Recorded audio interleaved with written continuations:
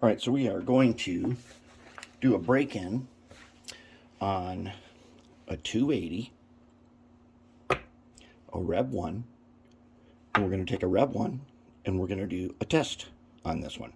We're not going to break it in, we're going to test it. Then we're also going to do at least a test, maybe a bit of a break-in on this old school Athearn Blue Box jet motor, the old school one. Now when I tested to see if this would work at first, I popped the spring off, this guy, and out went this little tiny spring and brush. The brush fell on the table, the spring went to the floor. The dreaded spring on the floor. I'm going to show you how I found the spring on the floor and how I find all kinds of parts on the floor. One, I've got one of these super bright LED flashlights. That helps. If that doesn't find it, I've got a laser. Now, if you got a laser level works even better. I didn't want to break out the laser level, but I've got this laser. It's a green laser. It's really powerful. I lay it on the floor, and I get the laser to go across like that.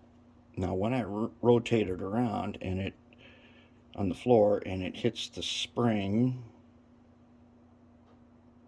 it lights up. There's the spring. It's easier to do this on the floor, but when I hit the spring, it lights up like that, and that's how I know where it is. And this will find a Katy coupler spring on the floor, because it will hit it and it'll illuminate it. And it's you can't even tell in the camera, but it is super ridiculously bright with a green laser. When you actually hit the spring, it flashes back at you, and I can't even hardly look at it. See, that's it. There's the brush. If that had fallen on the floor, see that? I hit the brush with the laser, boom, it lights up like a little fire. That is how I find parts on the floor. Okay, so now, the first step in doing a jet motor is we're going to take out the springs, and we're going to take out these copper clip springs. Okay. All right, and his spring and brush should fall out. Yep, they did. All right, now we're going to go ahead and take the wire wheel. I'm going to polish this collar. I'm going to polish that collar. I'm going to go ahead and polish this thing here. What do they call this? The commutator.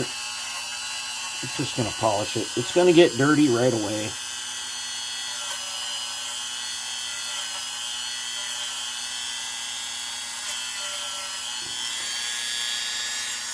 This is easier to do when I don't have to worry about whether or not you can see it.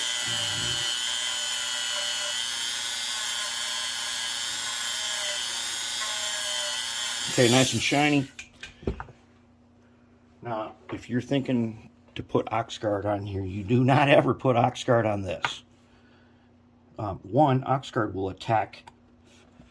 Oxguard attacks these copper brushes, so it turns them to mush. So take my scribing pencil. I'm going to scribe these lines a little bit.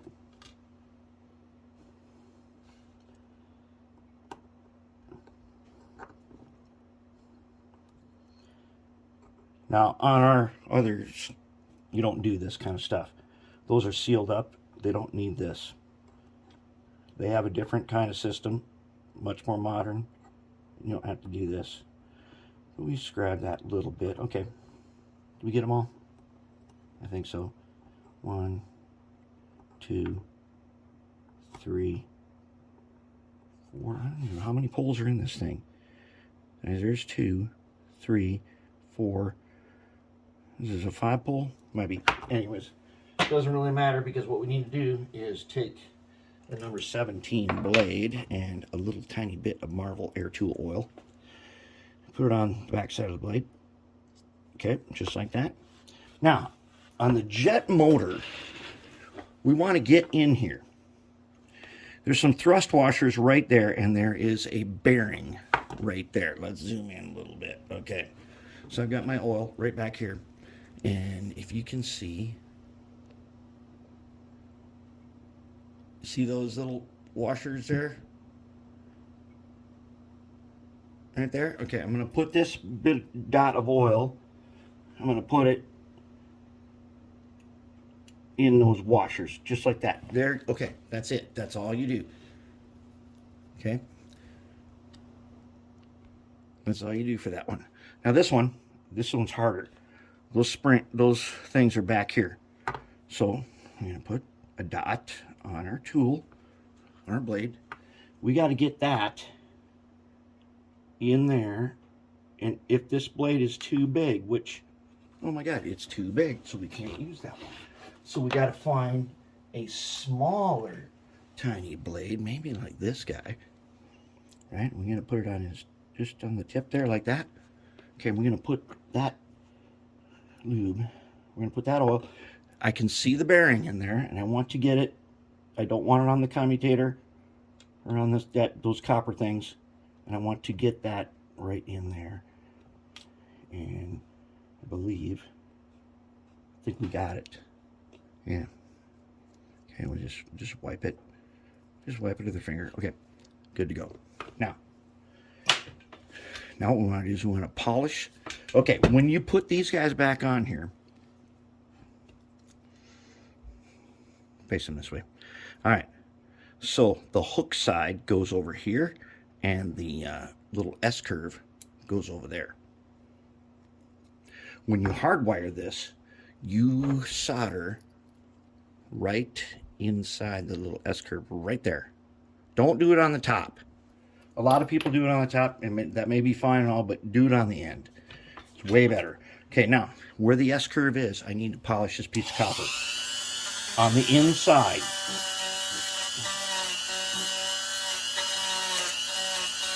If I'm going to solder here, I need to polish that little end right there. Okay, that's it for that one. And the other one on the bottom, this one's already been flattened. You don't have to cut those tabs. You can flatten them with a little hammer. So if I was going to solder, I would clean that right there. But I want to clean this spot here that makes contact with that collar that we already polished. I want it to be super clean like that. Okay, once it's super clean, I'm going to take my ox guard and a little paintbrush. And I want this only, I want a little bit of this just under here. That's way too much. Let's wipe some of that off. Okay. I want it there. And I want it there where I polish on the inside. Don't put it here where you're going to solder. You don't want it there. Okay. Then I want to just barely wipe that guy. Just barely wipe that guy. I don't need it inside the collar. I just need it on the top of them. All right. Now that will prevent oxidation from dealing with contact. Now, we got these guys. One side is worn. So I'm going to go ahead. I'm going to take my brush again. And I'm going to clean this worn spot. And it's probably going to flatten it, which is good. That's fine. Get the other one. Find the worn spot. I'm going to flatten it with this brush. Yep, just like that. There we go. Do not get ox guard on those brushes because they will disintegrate. All right, now I'm going to go ahead and I'm going to drop that part.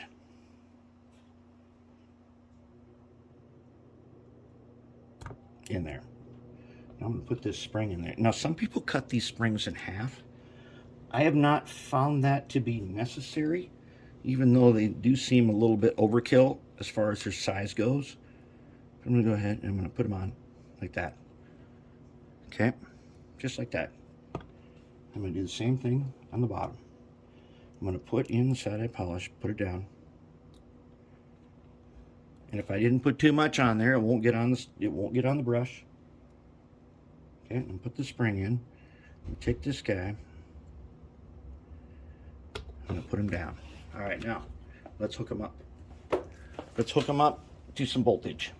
Right now, I've got 4.43 volts on guy here. Okay, so the red goes on top, and I'm going to clip. This guy's right. You cannot. You don't want to be touching that, so you want to clip somewhere here and where there's plastic around it. And I want to be very careful. One, that's not going to work. If I'm really careful, maybe I can get him right here. I don't want him to go on the 4 again. But if I'm careful, I can get him there. He cannot be touching, whoops, he's touching the housing. Well, I could clip him on the back side here, couldn't I? Okay, that'll work. Maybe, come on now. I might have to go to the bigger clips to do this. See if I can clip him. I gotta clip him somewhere on this copper thing where it's not gonna take it off and it is not going to touch the housing. These guys are getting really beat up. They're getting really beat up. They've been used so many times for stuff that, wow, I can't even get them open far enough to do this. Even if I do get him open, he wants to go the other way. Okay, I think I got that one. Now let's see if we can clip this guy on to the bottom. The black one. Oh yeah, he goes. There he goes. If I can clip him on. If I can get him open enough to actually clip him on. Aha! Okay, now we got him. Let's bring him around. We need to just find a way to set him down. See if we can set him on here. Nope. No, that's not going to work. It'd be nice if that worked, but that doesn't work either. What if we set him right here? Nah, he's got to be higher. All right, let's see if we can get him into this vise then. Oh, that's going to be a short, isn't it? Oh, maybe. If I can clip onto these bottom motor mounts with this guy. As long as he's not touching any.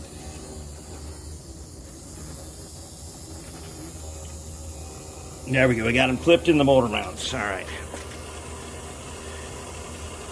Kind of loud. All right, but what do we got over here? What's going on over here? At 4 volts, he's drawing 0.3. That's kind of a lot. But look how these numbers are fluctuating over here. Those numbers are going to stabilize eventually. And that means he's broke in. They're going to keep dropping. This one could take a while. Just turn them up. See what happens. Let's turn them up to about 11 volts. We're drawing half an amp. Now, if you're using this in DCC, you are drawing some power. Because if I put a load on him, I'm put my finger on the flywheel. See that? Okay. With a load on him, he's way over an amp. That's why we don't usually use these for DCC. You think we can get him to drop? Oh, look. Already down to 0.6.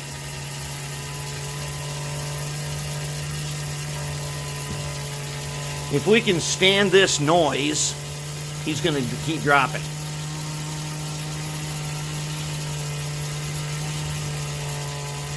Okay, I'm going to let him run now for 5 minutes or so, and then we'll come back in just a minute and check him again. Okay, been tuning this guy now for like 20 minutes. And let's take a look over here.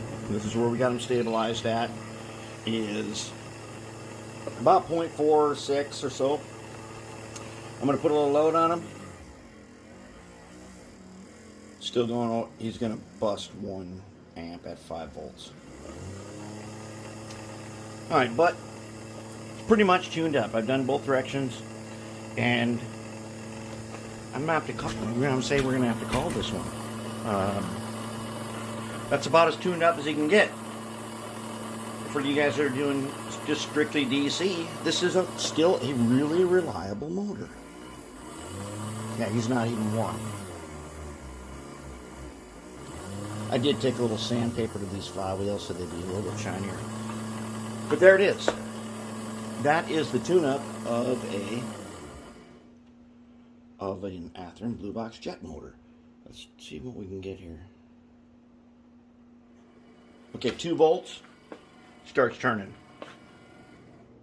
But he's still drawing 0.4. That's why you don't use these in DCC.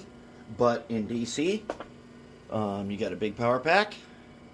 You can expect to draw an amp a piece on these. Alright, tuned up, good to go. You can see the wobble on this guy. Those flywheels, a long time ago, were tested by a magazine that is out of print, and they're not true. So they don't actually help much. They still do the job of when you're slowing down, but other than that, they don't help performance. They just make it smoother.